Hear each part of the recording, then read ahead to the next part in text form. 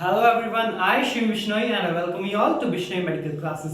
हम लोगों ने पिछली वीडियो में डाइजेशन ऑफ फैट्स किया था। आज की वीडियो में हम लोग करेंगे absorption of fats. Absorption of fats में देखो क्या है। जो आपका इंटेस्टाइन था, ये लो, ये तुम्हारा आ गया इंटेस्टाइन का ल्यूमन। जो तुम्हारा इंटेस्टाइन था, ये मैं उसका ल्यूमन बना रहा हूं। आपका इंटेस्टाइन कुछ इस प्रकार होता है। तो उसको मैंने यहां से बीच में से काट के और मैं उस गोले के अंदर झांक रहा हूं, तो मुझे क्या नजर आएगा उस चीज को देखो। तो तुम्हारे इंटेस्टाइन में पिछली वीडियो में जो तुम्हारा पैनक्रियाटिक लाइपेज था,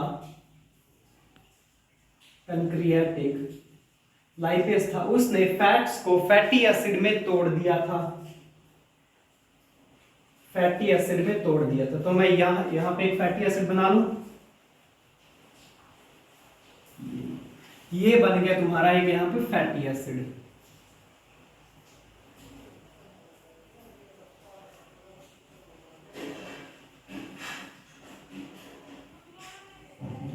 अब ये जो तुम्हारा फैटी एसिड है, ये यहां पे हाइड्रोफोबिक है। ये तुम्हारा फैटी एसिड क्या है? हाइड्रोफोबिक। हाइड्रोफोबिक समझते हो? Hydrophobic, hydro means water and phobic means phobia. Phobia, अगर आप ने सुना होगा कि किसी बंदे को पानी से फोबिया है, तो उसी तरह ये जो फैटी एसिड है, तुम लोग समझो कि इसको पानी से फोबिया, इसको पानी से डर लगता है। तो इसीलिए ये कभी भी पानी के पास नहीं जाना चाहेगा, ये हमेशा पानी से दूर भागना चाहता है। और जो तुम्हारी बॉडी है वो 75% पानी से बनी होती है। अब इसको अगर एब्जॉर्ब होना है, तो ये तो एब्जॉर्ब नहीं होना चाहता, बट जो आपका डाइजेस्टिव सिस्टम है वो इसको किस तरह एब्जॉर्ब करवाता है वो देखो। अब ये हाइड्रोफोबिक है, इसलिए ये कभी भी खुद आपके ल्यूमन से निकल के आपकी ब्लड स्ट्रीम में नहीं जाएगा। इसको जबरदस्ती ले जाना पड़ेगा। किस तरह लेके जाएंगे वो देखो। ये जो आपका फैटी एसिड है, इसके ऊपर जो बाइल सॉल्ट है उसकी एक लेयर आ जाएगी। ये लो, ये मैं यहां पे बाइल सॉल्ट बना रहा हूं। उसने ना इस तुम्हारे पूरे फैटी एसिड को कवर कर लिया। ये यहां पे जो मैं सर्कल बना रहा हूं, ये है head of bile, head of bile salt. और जो ये धागे से हैं, इन्हें बोलते हैं हम टेल। और ये है head of bile, tail of bile. ये यहां पे मैं एक बाइल सॉल्ट का स्ट्रक्चर बना रहा हूं। जो हेड ऑफ बाइल है ये हाइड्रोफिलिक है।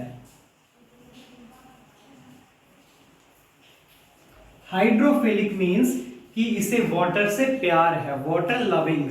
और जो आपका फैटी एसिड था ये हाइड्रोफोबिक था, इसे पानी से डर लगता था। जो ये टेल ऑफ बाइल एसिड है ये भी हाइड्रोफोबिक है, इसे भी पानी से डर लगता है। तो इनके आउटर सरफेस पे क्या आएगा? हेड, और इसकी इनर साइड पे है टेल एंड फैटी एसिड का एक मॉलिक्यूल। अब ये फैटी एसिड का मॉलिक्यूल तुम्हारे ल्यूमन से बाहर निकल के बाहर इसकी जो आपका इंटेस्टाइन है उसकी एपिथेलियल सेल्स की लेयर में चला जाएगा। ये आगे तुम्हारे इंटेस्टाइन की एपिथेलियल सेल्स की लेयर। अब ये मॉलिक्यूल निकल के बाहर आ गया। बाहर आने के बाद में ये फैटी एसिड अलग हो जाएगा और ये जो बाइल है ये अलग हो जाएगा। ये लो, ये तुम्हारा आ गया बाइल। बाइल और ये फैटी एसिड ये दोनों अलग अलग हो जाएंगे बाहर आने के बाद में। अब ये जो आपका बाइल है ये तो चला जाएगा पोर्टल सर्कुलेशन में। ये आप लोगों ने ऑलरेडी एनाटॉमी में पढ़ा हुआ है, अगर नहीं पढ़ा तो भी कोई बात नहीं है। बाइल को अब तुम लोग भूल जाओ। अब हमारा आगे बाइल से कोई काम नहीं है। अब इस फैटी एसिड पे आ जाओ। ह्यूमन को ना थोड़ा मैं बड़ा बना लेता हूं, तुम्हें समझने में आसानी होगी। ये इतना बड़ा आ गया हमारा इंटेस्टाइन का ल्यूमन। ल्यूमन ही है एपिथेलियल सेल्स की लेयर है। अब यहाँ पे ये जो फैटी एसिड आया है ये आगे कन्वर्ट हो जाएगा ट्राइग्लिसराइड में। फैटी एसिड को मैं FA से लिख रहा हूं, ये आगे कन्वर्ट होगा तुम्हारे ट्राइग्लिसराइड में।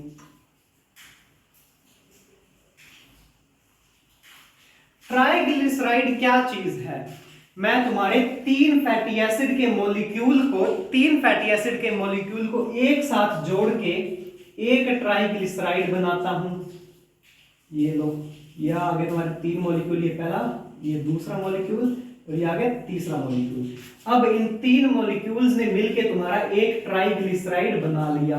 और इसी तरह ये तुम्हारे फैटी एसिड बहुत सारे ट्राइग्लिसराइड्स में कन्वर्ट हो जाएंगे। और अब ये जो तुम्हारे ट्राइग्लिसराइड है ये आगे तुम्हारे कन्वर्ट होंगे काइलोमाइक्रॉन्स में।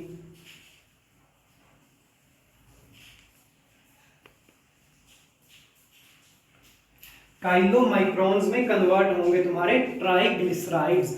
अब ये काइलोमाइक्रॉन्स क्या चीज है? जब आपके ट्राइग्लिसराइड्स, ये आ गया आपका एक ट्राइग्लिसराइड, जब इसके ऊपर एक प्रोटीन की लेयर आ जाएगी उसको हम बोलेंगे काइलोमाइक्रोन। अब वो प्रोटीन की लेयर किस तरह आती है? जब ये ट्राइग्लिसराइड काइलोमाइक्रोन में कन्वर्ट हो रहे होते हैं उस टाइम पे आपकी सेल्स में एक ऑर्गेनेली पड़ी होती है जिसे बोलते हैं गोल्गी अपरेटस।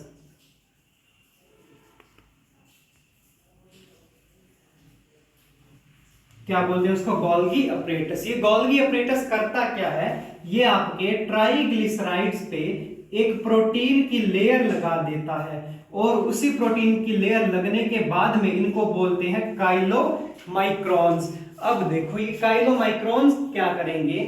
अब ये काइलोमाइक्रॉन्स डायरेक्टली आपकी ब्लड वेसल में नहीं जाएंगे। सबसे पहले ये जाएंगे आपके लिम्फेटिक सिस्टम में। लिम्फेटिक सिस्टम में आपकी जो लिम्फेटिक कैपिलरीज होती हैं उनमें ये काइलोमाइक्रॉन्स जाएंगे। ये लो, ये आपकी आ गई यहां पे लिम्फेटिक कैपिलरी। हम लोगों ने कार्बोहाइड्रेट्स में क्या किया था? कार्बोहाइड्रेट्स वाले यूनिट में जो आपका यहाँ पे ग्लूकोज निकल रहा था वो डायरेक्टली तुम्हारी ब्लड वेसल में जा रहा था। बट यहाँ पे क्या है, जो तुम्हारे काइलोमाइक्रॉन्स है वो जाएंगे लिम्फेटिक कैपिलरी में जिसको बोलते हैं लैक्टील्स। उनको बोलते हैं लैक्टील्स। लैक्टील्स क्या है आपकी? Lymphatic capillary. ये लो, ये काइलोमाइक्रॉन्स आगे तुम्हारी लिम्फेटिक कैपिलरी में। अब ये लिम्फेटिक कैपिलरी आगे इन काइलोमाइक्रॉन्स को तुम्हारी ब्लड वेसल में भेज देगी। समझ आई बात? और इसी तरह ये जो तुम्हारे फैट्स है इनका एब्जॉर्प्शन होगा। एक बार फिर से इसका रिव्यू करो। जो तुम्हारा फैट था वो बाइल एसिड के साथ बाइंड होकर तुम्हारे ल्यूमन से बाहर आके तुम्हारे इंटेस्टाइन की एपिथेलियल सेल्स के लेयर में आ जाएगा।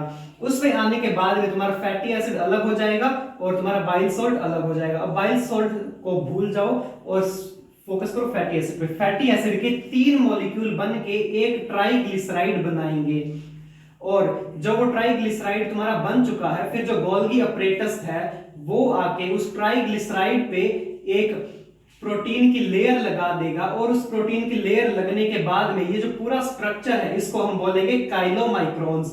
और फिर ये जो काइलोमाइक्रॉन्स हैं ये आपके लैक्टेल्स के अंदर ट्रांसपोर्ट हो जाएंगे। लैक्टेल्स क्या है? आपकी लिम्फेटिक कैपिलरीज। जैसे आपकी ब्लड कैपिलरीज होती हैं उसी तरह आपके लिम्फेटिक सिस्टम के अंदर आपकी लिम्फेटिक कैपिलरीज होती है जिनको हम बोलते हैं लैक्टील्स। ये उसके अंदर आ गए और फिर लैक्टील्स ने उनको आगे फर्दर तुम्हारे ब्लड वेसल में ट्रांसपोर्ट कर दिया। अब देखो तुम्हारी बॉडी में जितने भी फैट प्रोडक्ट्स होते हैं और फैट सोल्यूबल विटामिन्स होते हैं वो इसी तरह ट्रांसपोर्ट होते हैं, वो डायरेक्टली ब्लड वेसल में नहीं जाते। तुम्हारे जितने भी फैट सोल्यूबल विटामिन्स होते हैं वो सभी पहले लैक्टील्स में जाएंगे। Fats and fat soluble vitamins वो दोनों तुम्हारे पहले लैक्टील्स में जाएंगे और उसके बाद में वो ब्लड वेसल में जाएंगे। तो ये तो था हमारा एब्जॉर्प्शन ऑफ फैट्स। तो अगर आपको ये मेरी वीडियो पसंद आई तो वीडियो को लाइक कर दीजिए, चैनल को सब्सक्राइब कर दीजिए और बेल आइकन दबाना ना भूलिएगा। Thank you so much.